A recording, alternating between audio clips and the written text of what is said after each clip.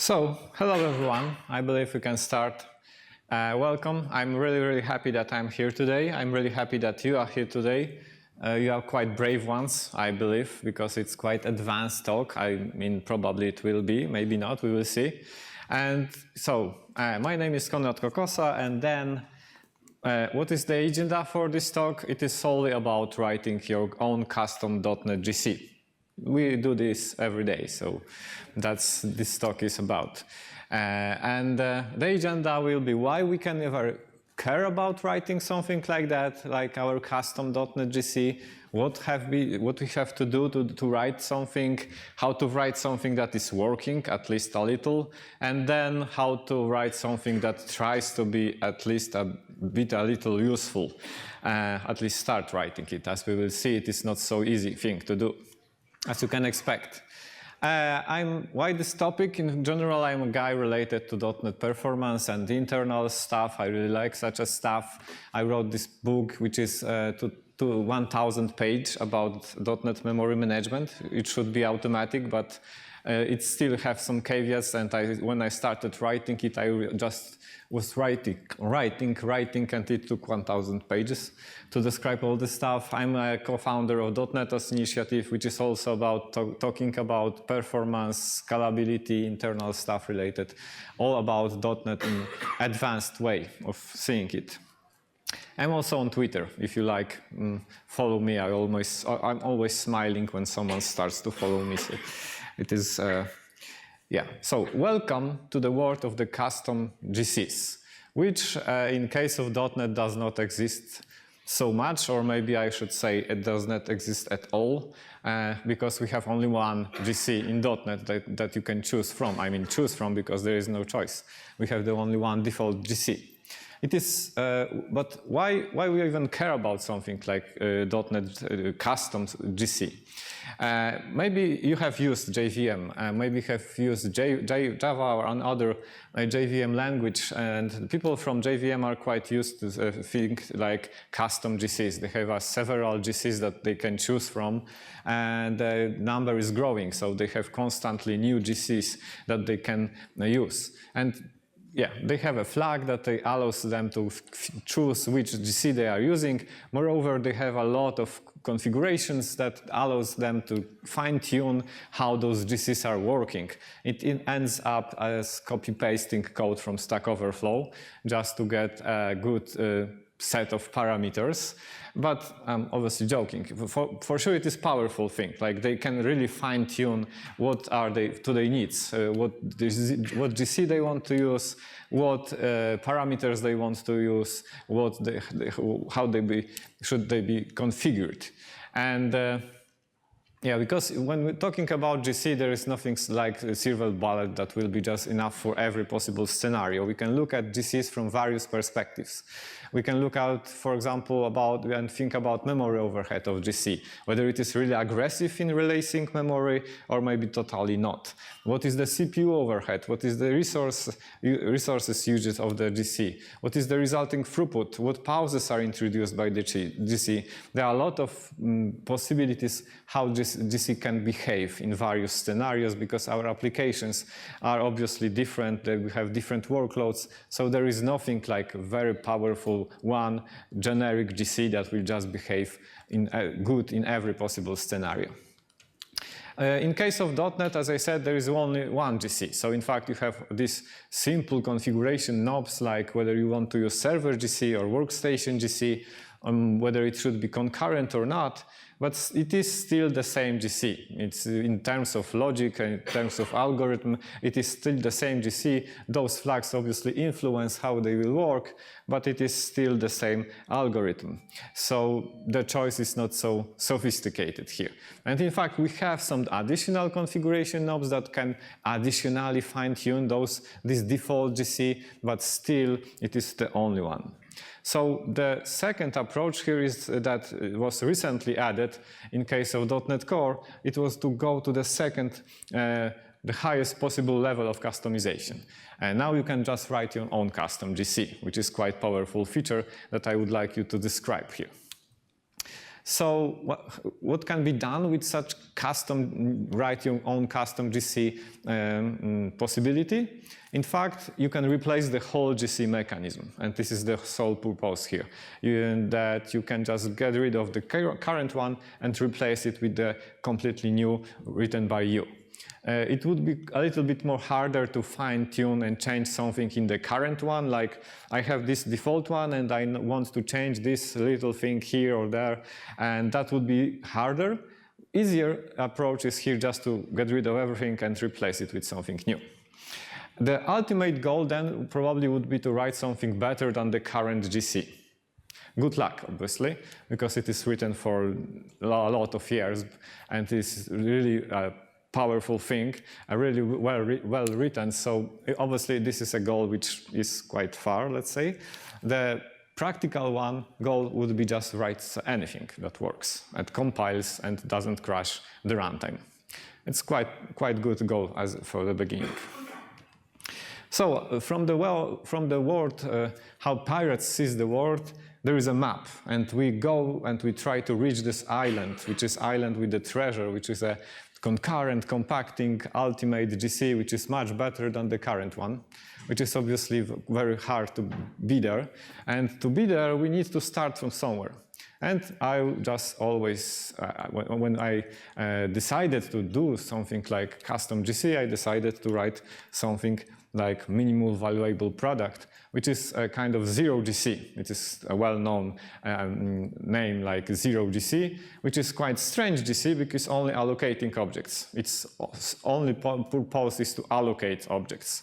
And it is not reclaiming memory totally. So there is no GC at all, in fact. We are only able to allocate something. And this is called zero GC.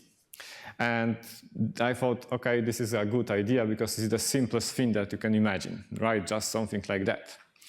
And so we start from this zero GC island. And here we will try to implement something that compiles, plugs into the runtime, and doesn't crash anything. It is quite a good set of requirements for the beginning. And maybe the idea of the zero GC seems quite strange or funny or may make no sense at all, but in fact there are some GCs. Like for example in the JVM world there is a epsilon GC, which is quite good name, like it means, it sounds quite wise. It is still zero GC. It is only responsible for allocating objects and no garbage collector. And its sole purpose is that it handles memory allocations, but does not implement memory reclamation at all, exactly like I would like to do in case of .NET. And talking about epsilon GC or my zero GC, we can think about how can be the motivation, why we would ever write something like that. And epsilon GC has provided quite a nice set of motivations that I just would like to provide you because they quite nicely explain the idea. Like for example, when we have something like epsilon GC or zero GC, it is good for performance testing because we have nice baseline. We have the simplest possible GC that we plugged into the runtime, and then when we will be writing something more sophisticated, we will have a baseline to compare with because there is nothing simpler than zero GC. Also, memory pressure testing is a good name for I have a memory leak by default. So when I have a memory leak, when I do not reclaim memory, for sure I will see how the memory consumption grows in my application, if it is heavy allocating or not. So then I will be able to quite fastly discover that, for example, my application is heavy allocating, and I will need to tune it now somehow. Also, obviously, when we have this virtual machine, the runtime, and we have the GC, writing zero GC, the simplest possible GC, is a quite nice way of testing the whole interface, the contract between the runtime and the GC. So writing it is a good way to know whether the contract is well designed or not. Also, more practical approach, like and the use case, For extremely short-living objects, for extremely short-living jobs like serverless functions, when we know that the function will be just running for a minute, maybe there is no sense in running GC because we know that the process will close shortly, so why we should bother about reclaiming memory? So in terms of very short-living objects, jobs, processes, the quite nice possibility is just to get rid of the GC totally. And the same case in last drop latency improvements. When we have an application that almost completely is garbage free, it almost allocates almost no memory, it is also good to get rid of GC because we have put so much effort to not allocate that getting rid of the GC totally may be beneficial for us. So maybe 2 practical use cases of such exotic GC. And additionally, for me, it is a quite good template. Like when I have such a zero GC, it is a perfect place to start to implement something more sophisticated. Also, a lot of learning, because I need to learn a lot about how the GC cooperates with the runtime and how this all couples. And yeah, this is a great opportunity to learn something new, and also quite a lot of, for me, a lot of fun. Like maybe I'm a nerd, but for me it was a fun also that something I was able to write and it doesn't crash the runtime. So as a summary, why we even care something about custom GC? First of all, because maybe the default configuration possibilities are quite limited for us and we want to write something that is more fine-tuned to our needs. Maybe we need GC because we have very specific workload, very specific needs, and now we have this possibility that we can replace it totally, so it is quite nice. Maybe we can write something more configurable, it depends on our needs. And because obviously we can learn a lot about the runtime, about the GC, about the memory management. But it is important to remember that it is not because the current default GC is wrong. I mean, it is really awesome. So it is really to catch up and writing something better. And we should not start just writing custom GC because we believe that in a year or 2 we will just write something better. Probably we will be not able to do that. So this is not the case here. So what we have to do to write some custom GC? It is called local GC in terms of internal Microsoft terminology. The project was called local GC in the old repository before the merge of repositories. The project was called local GC, and what is interesting here that it has been cancelled. Like it has been implemented, it has been merged into the .NET Core, but at some point the work on it has stopped totally. So as we see here, the last issues within this project are from 2 years ago, because someone has did it and just left the company, and the whole project has been left. But at least they left it in a way that it is we are able to compile it, we are able to consume it. Some work is still for sure to be done, like some more diagnostic, some more things that are maybe not so important, but still should be added. So this is kind of the project that is on the production, can be used, but for sure needs some more polishing from Microsoft. But how we can use it? It is very simple. Obviously, it is only for .NET Core. And to use it, we just need to set a single environment variable that just tells you this library from now implements my custom GC. And when the runtime will be just starting, it will look at this environment variable and will just load the GC code from this library. So yeah, quite easy. Yeah? We need just a single file with the library with the GC code. Quite easy thing. What to do to implement such library? Obviously, we need unmanaged code. We need probably C++ code because the whole runtime is written in C++. It is good because we only need to include 3 files. It is quite good, the coupling between the runtime and the GC, because 3 files in case of the whole runtime is a very small number. And then we need to implement 2 methods that will be exported. I will explain them shortly, and implement the rest of the GC. It's easy, right? Just to implement few interfaces. Which reminds me that it is not so easy to do because we need some very deep knowledge, in fact, how this GC will cooperate with the runtime. We have this interface, but we need to understand this interface. So on one hand, we just need to write library that include 3 files, implement few classes, few interfaces. On the other hand, we just need to write the whole GC, which reminds me this picture, like just include few files and then write the rest of the GC. Easy. Okay, but talking about those exported methods, the very first one is very easy, in fact, because it is called version info. It will be called by the runtime to check what GC API our library supports, because the GC API is versioned, so the runtime will check whether it understands this specific API of the GC. But it is easy, we just provide 2 numbers. Then we need the method, also easy method, which is called initialize, that provides the pointers to your custom GC implementation. So we need just to set those 2 pointers that are saying that from now, let's replace the pointer to default GC with the pointer to my own custom implementation of the GC. So it is also a very easy function. We also need to remember this pointer, which is called IGC to CLR interface, which provides very nice features, like we will be using those features, like for some time, at some moments, our GC will need to ask the runtime for something, and this interface allows us to do that. So yeah, this IGC heap file is the hardest one to implement. There is a constructor, it is easy, it is C++, and then we have those set of methods. A lot of methods.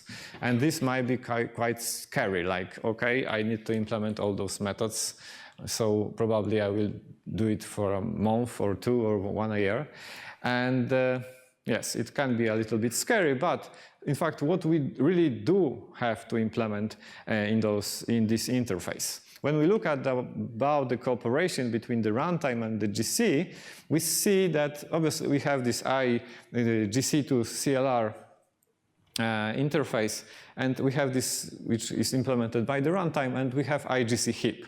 But when we look at the methods of this interface, we look that a lot of them currently are highly coupled with the current implementation. Like, for example, there is a method set large object heap compassion mode.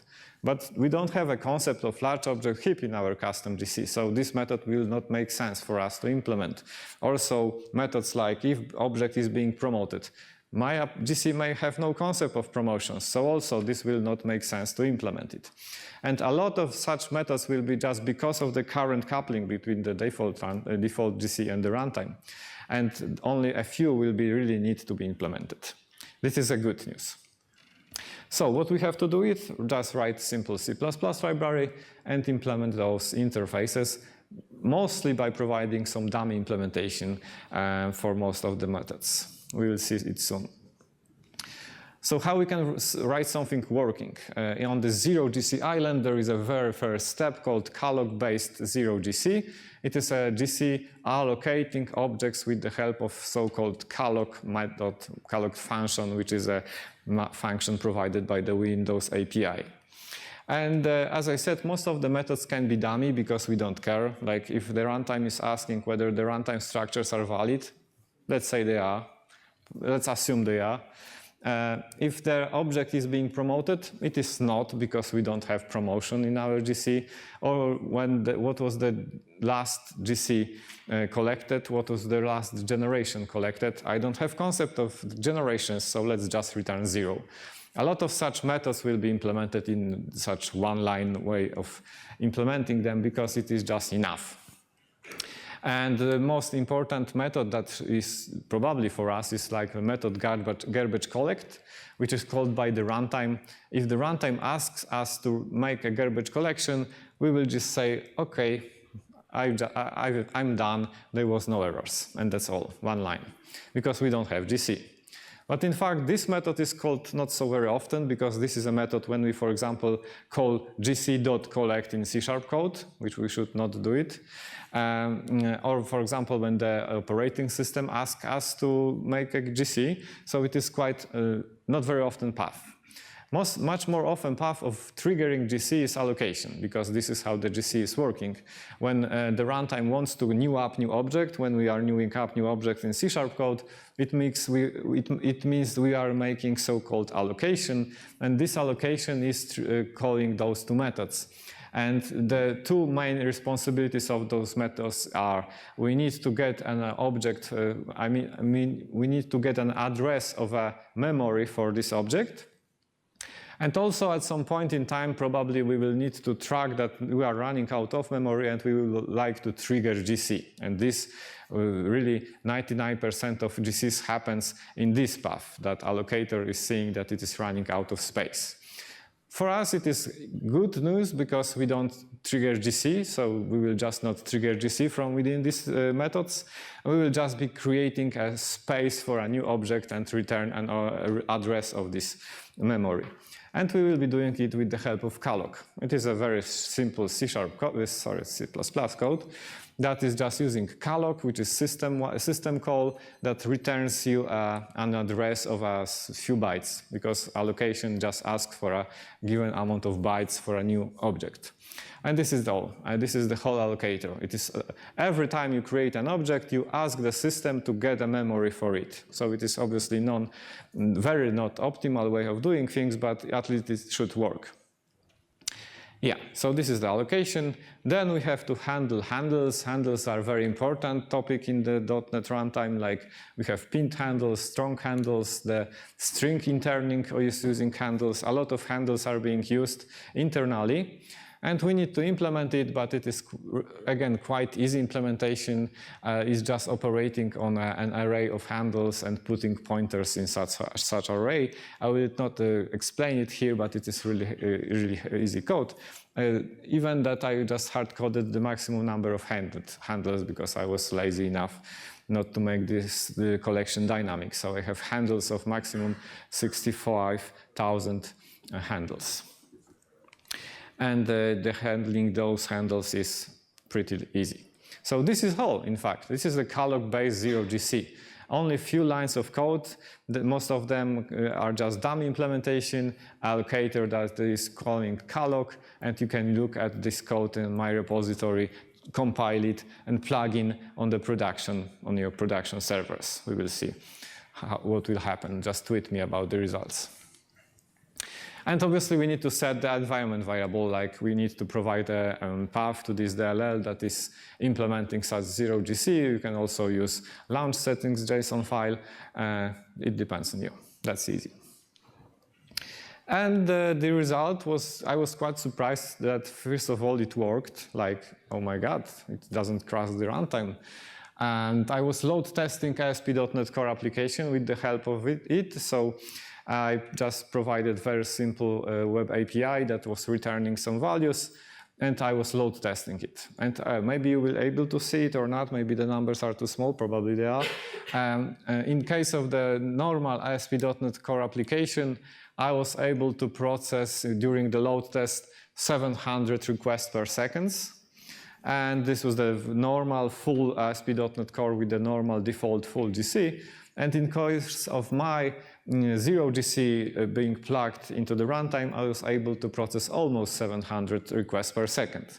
I was quite surprised because it's the same number almost. So very trivial GC written in a few hours was able to match the same performance. I don't know what it says about the GC or my GC, but yeah, this is the difference that I was quite shocked. Obviously, there are some differences that we can measure, like this is a memory usage visible for the ASP.NET full version, I mean the ASP.NET Core with the full GC. We see that the memory usage is stable because GC is working, so it reclaims memory, and the CPU usage, the smaller graph, then the blue one is quite low, so the CPU usage was, the CPU overhead was quite low. On the other hand, this is the mine. version. So we have a memory leak by default. We can really fastly measure how we allocate. Also, the GC is kicking in because, the CPU is has very high usage because of this calloc call. For every object being created, we call the operating system to ask for memory, so it is really not optimal way. We consume a lot of memory and a lot more CPU, but at least it worked and it was able to sustain 23,000 requests without crashing. So magic happened here that it was able to work.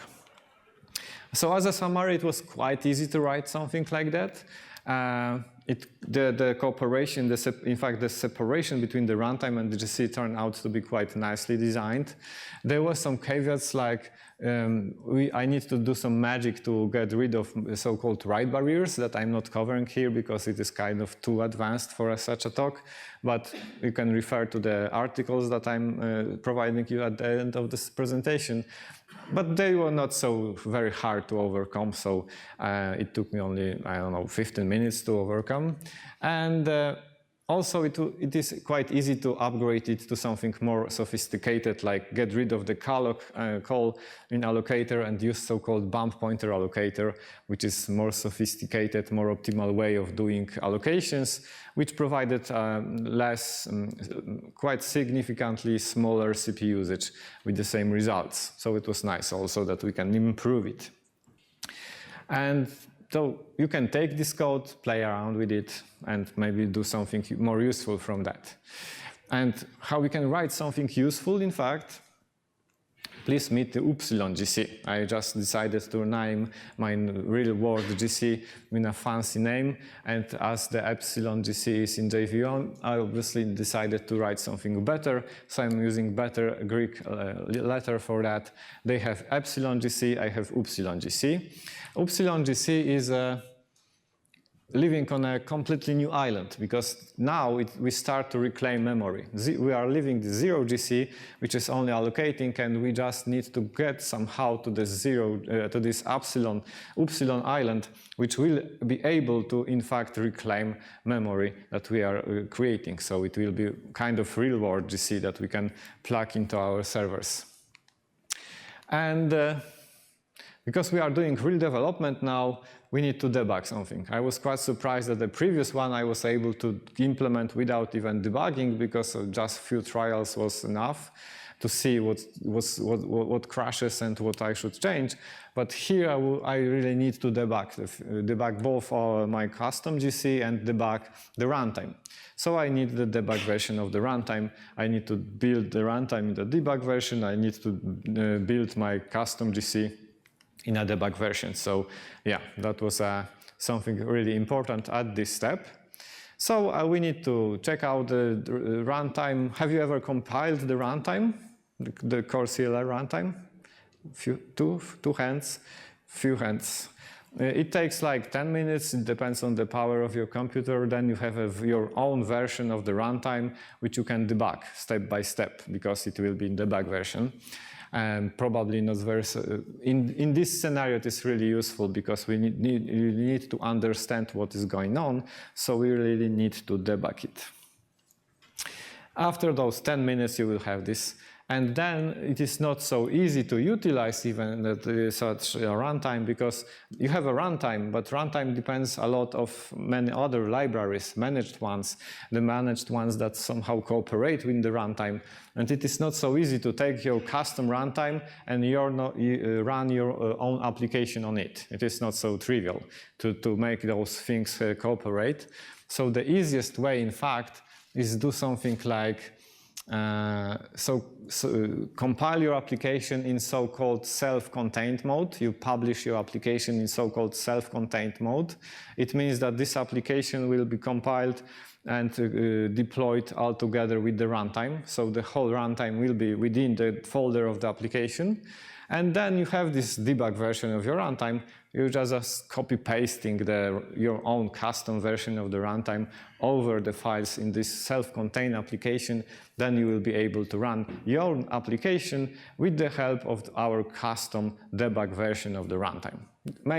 This is not, I'm mentioning it because it is not so trivial. I mean, I was quite surprised that we need to do some kind of copy-pasting magic to run something useful on the custom version of the runtime.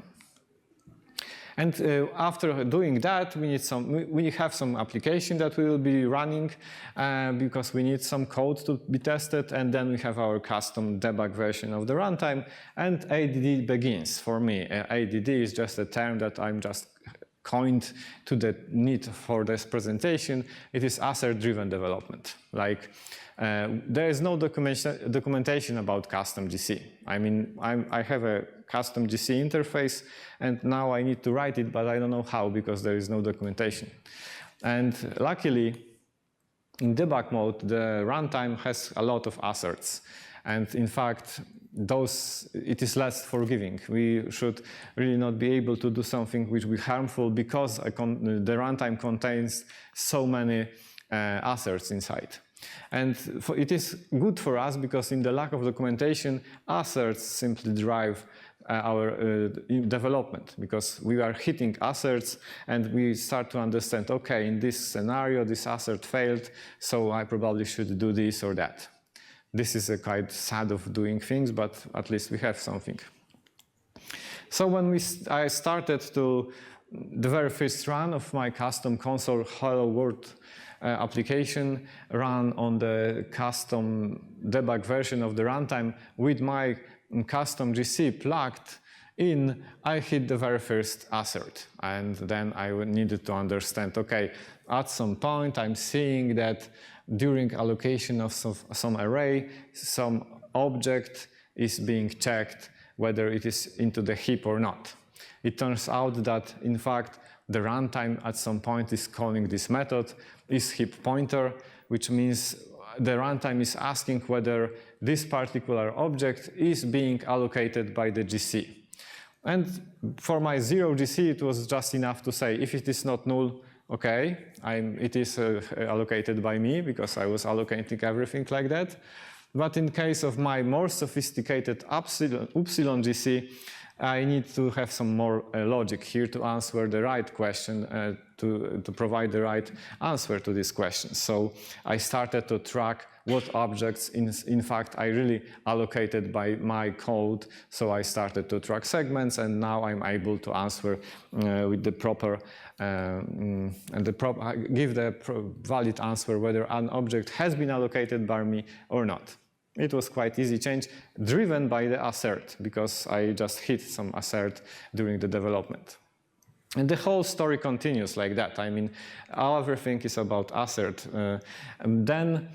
Because upsilon GC is the real world GC, so I need those two steps like mark and sweep, because it is living on the mark and sweep island.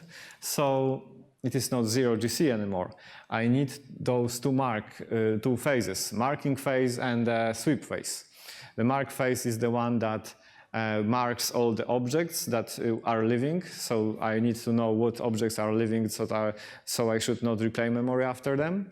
And then I will have a sweep phase that will just mark all those which are no longer used as a free space to be reused. Obviously, I'm assuming the simplest non-concurrent approach, because it is too hard to write something concurrent. And in fact, it ends that my upsilon GC is going to trigger GC at allocation path if it is running out of memory, which I somehow will track. I don't know yet how. It will mark all objects in all segments maintained by me, which means I will just notice which objects are still reachable, which objects are still live. And then I will sweep unused objects into free space, like I will mark all the space after the no longer needed objects as a free space to be reused in the future as new places for allocating objects. So the very first thing now we need is just to write the code that will be able to do very simple thing. Because my algorithm is non-concurrent one, I need to suspend the whole, everything I need, in fact, to suspend. I need to suspend all the threads in my application. And there is this API provided by the CLR to GC interface, which has this very nice method suspend EE, which is just asking the runtime to suspend all the threads in our application because I need to do something. I need to do the GC. And then I would like to call, obviously, to call restart EE, which is just asking the runtime to resume all the threads to proceed with their work. So this is quite easy. I'm just calling this, and obviously what happened when I run it? Assert, because it's like development is driven by assert in my case. So it turns out that, for example, I'm not able to call suspend EE if there is no the suspend EE is expecting the method is in GC in progress to say that yes, the GC is in progress. Okay, so let's make a flag, a global flag, GC is in progress, and my new is GC in progress method will just return this value of this flag. I'm now tracking whether really I'm now doing GC or not. And yes, I'm setting this flag to true before calling suspend EE. I'm doing some things that I will be doing here, and then I'm setting this flag to false and suspending, resuming all the threads with the help of restart EE method. And obviously what happened here? An assert. Now an assert happened at the level of the resume runtime, because it turns out that the resume runtime is expecting that isGC is not in progress, which was quite surprised. I mean, it is expecting that it will be in progress. It shouldn't be not in progress. And it turns out that restart EE sets this flag by its own. So again, by an assert, I discovered that something like that should be set to fulfill its expectations. So restart EE just sets this flag to false by its own. So now, after only 2 asserts, I have a proper valid code that is able to suspend all the threads for my own needs. Then I will do some magic, and then I will just resuming the work, resuming the threads, and that's nice. Quite easy if you pass all these assert-driven errors. So then I will need to do some serious job, because I'm just only able now to suspend threads, which is not so sophisticated. And the real work here starts from scanning what are the living objects in my application. And I need to start from so-called roots. I have a lot of various types of roots in application. The most typical ones are the stack roots. When your application is running, you have a method. In these methods, you have local variables. And those method variables are the roots of your objects, because they are just keeping those objects alive. You have local variable, so this is representing a root for some object. So I need an API to scan all those local variables, and luckily there is such an API provided. It is called GC scan roots, and you just provide a callback for it, and this callback will be called for every object discovered as being rooted by the stack, by the local variable, by your methods. So quite easy again thing.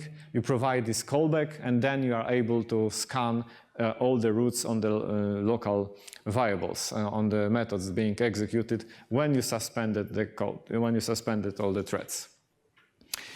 And obviously then we need to scan other type of roots. In case of our Upsilon GC, we have only 2 types of roots, in fact. We have only local roots, local variables roots, and handles.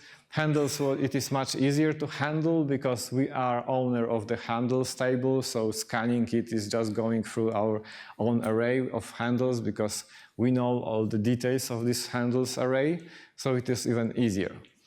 And obviously we need to implement all these things. Like it is a poster which shows the current implementation of the GC in .NET, and we just have written a very simple few arrays from this, how it really should work. And this is just to compare the complexity. We just here starting to implement it. And yes, so we have this code which should be quite nice start of work for the further development. We are scanning the roots, the local ones, and scanning the handles roots from the handles. And I was quite surprised, but it just worked. I mean, there was no assert anymore. I was just able to print all local all objects that are kept alive by the scan, by the local variables roots and handles. I was very happy seeing this screen. I was very happy seeing this result because now it means I'm something to start from. They are those objects from which I should start to traverse the whole graph, because they are the very beginning of the whole graphs. We will see here magical numbers, like the confirmation that it is really working is that a lot of those objects are strings, and my example application was allocating a lot of strings.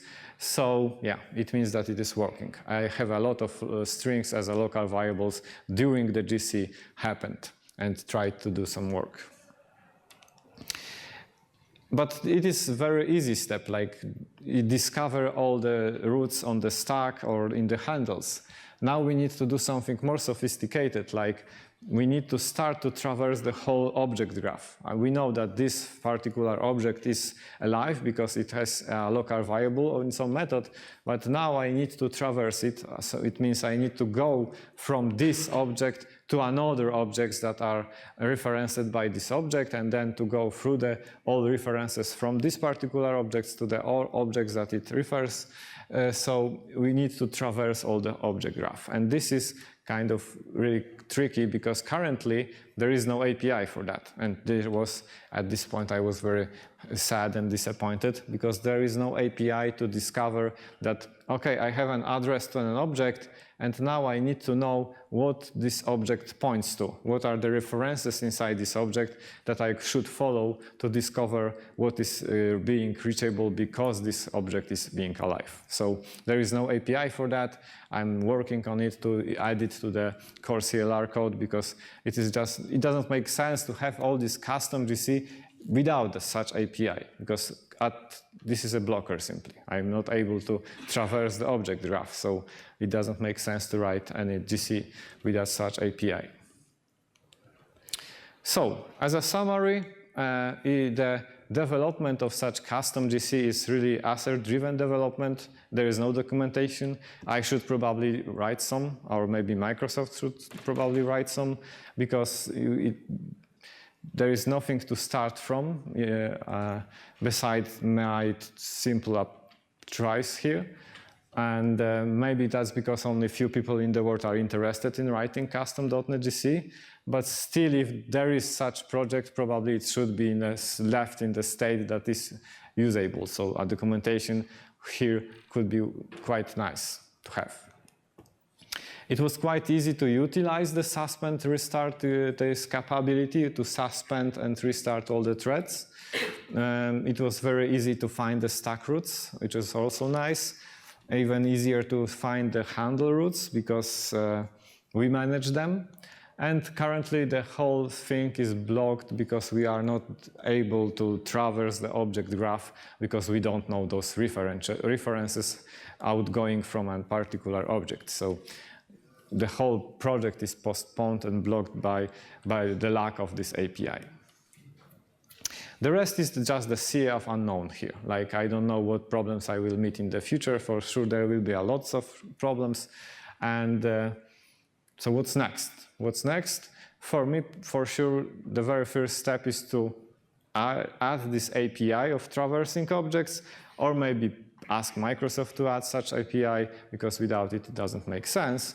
I'm living here, starting to live here on this Epsilon island, trying to implement those things, guessing, trying, retrying, trying to implement it. And there is this concurrent compacting GC, which should be our target, because the main difference between the current .NET GC and some newest GCs available for JVM, they are able to compact during the application is working. The current .NET GC is not able to do that. So we need to stop all the threads to compact memory, while in JVM worlds we have at least 2 GCs that are able to compact memory while the application is working, which is quite a hard topic because we are moving objects while we are using them. So it is obviously not so easy task. And this is for me the goal here, to try to implement something like that. So I'm trying to get there somehow. Currently I'm stuck in this Epsilon Island. I'm trying to find this treasure here to everyone be happy, and probably it will, maybe sometime it will happen. If you like such things, there is a GitHub repository for that. You can just start to help me if you like C++ and memory management. If you really like to do something like that, there is a perfect book about garbage collection, if in general, a very academical one. Like, this is a very dense book about every possible GC algorithm that has been invented so far. It describes this in details in a very academical way, but after it you will just know everything. But then you will need to implement it somehow, because it's mostly about not the implementation details, it's mostly about how they work as a concept. Obviously, my book, if you are interested in how the current .NET GC is working, and if you would like to know a little bit more details about this particular zero GC implementations, I also refer you to those 2 articles from my blog about those caveats, about writing, write barriers, some more details if you got interested. And in fact, that's all. Thank you.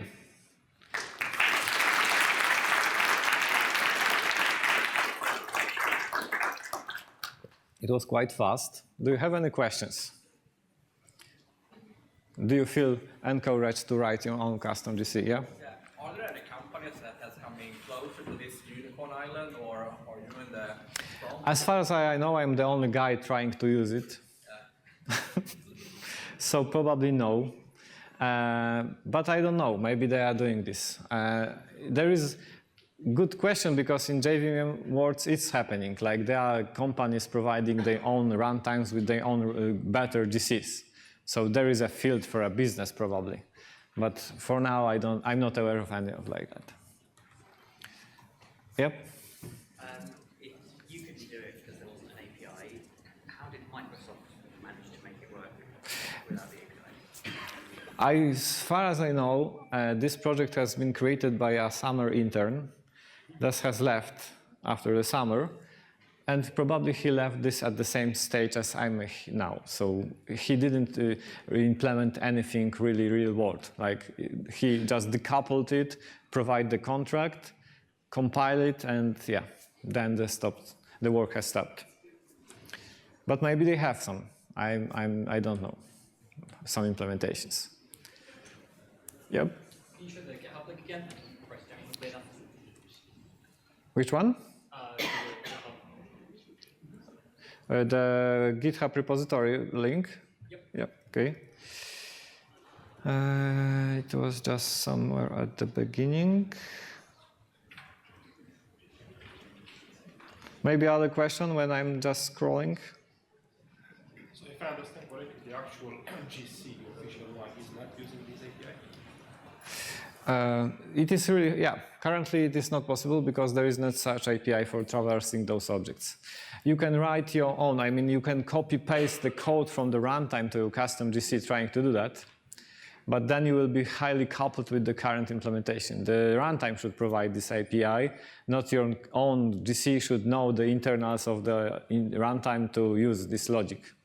So all, as it is possible now, no one guarantees that the future version of the runtime will change a little bit how it organized internally, so your copy-pasted code will be no longer valid.